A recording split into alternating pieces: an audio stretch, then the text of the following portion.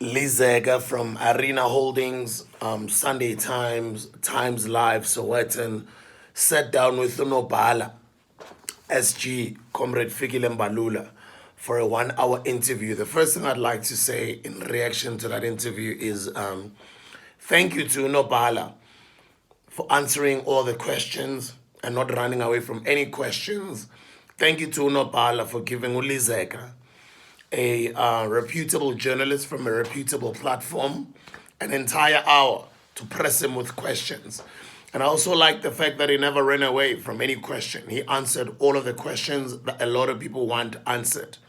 Now, in dissecting this entire 1 hour interview, I'm going to do a couple of videos. This is one of other videos. You can check out my platform or click the links in the description to check out the other reactions that I've done to this entire interview, but I've chopped it up. I'm gonna put a connection to I'm gonna attach the video of this particular part of the interview where Lizeka presses the SG about the emergence of MK, about Utata or former President Jacob Zuma, about the ANC's reaction to MK announcing running for the elections in December last year, what they had to do. And kudos to Comrade Mbalula for not holding back and answering all the questions and not being dodgy. But it was quite an interesting one. I'm looking forward to hearing what you have to say in reacting to this entire interview, but specifically this clip. Check out this clip. Let me know what you think about some of the answers that he's giving her. About, when one of the questions that she asked was, did you guys underestimate Ubaba? Did you guys underestimate the MK? Have you guys thrown correspondence towards the MK to speak to Ubaba? Have you spoken to Ubaba? What is the future going forward right now with MK? The fact that it has taken some votes away from the ANC. And what I like in this interview is that Comrade Fikile Mbalula does admit that the MK took a huge chunk of votes from the ANC. And he does say as well that they were looking forward into understanding what is the plan. Because Ubaba, he campaigned under the statements around we're saving the ANC from the outside, we are saving the ANC from the ANC of Ramaphosa, etc. I'd like for you guys to hear what this clip has to say, and let's meet in the comment section. Do you think there was an underestimation of his influence in the country and an estimation of his influence in KZN and even with your own members?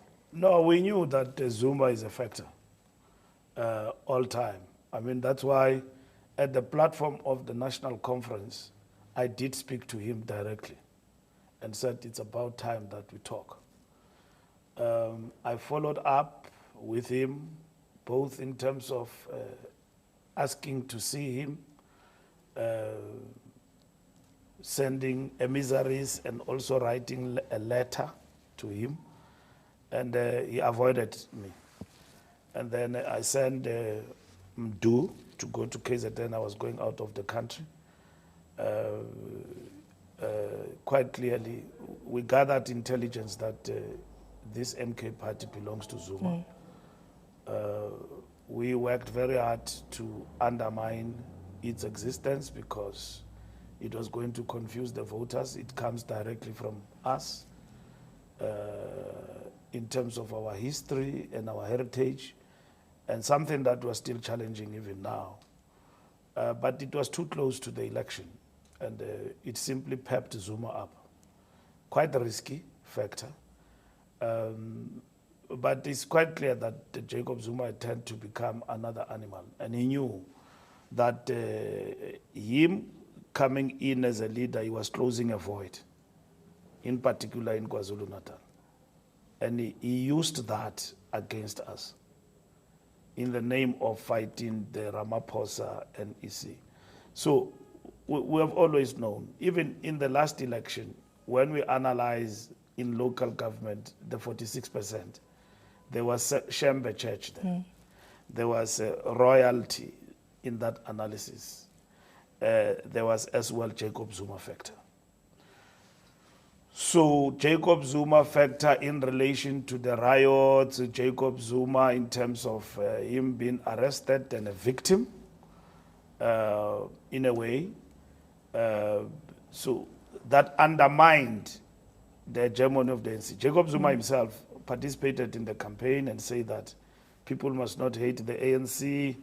If isilima sakwaZuma, I quote him, sezenzela izinto zazo. Why uzawuyeka i-ANC because of isilima sakwaZuma? Vote for the ANC. So he changed now, and it's only him and him only who knows what is his gripe, which he has explained against the president and all sorts of things that he basically said, which we disagree with him fundamentally with some of those things. Would you facilitate a conversation between the two leaders? We have done that. I think it is way beyond now. Okay. We're living in a new environment and terrain where in which it has happened, and I'm happy this election is over because the reality and the truth has come out. We know what we're dealing with. It was a difficult election as it was characterized. It is the difficult campaign. We know the weaknesses and what we need to do to get out of this particular situation. So a lot has been said, but it's all said and done now. It's water under the bridge. We need to prepare the organization to be formidable politically, to master the terrain and these uncharted waters and go forward and win the war at the end of the day.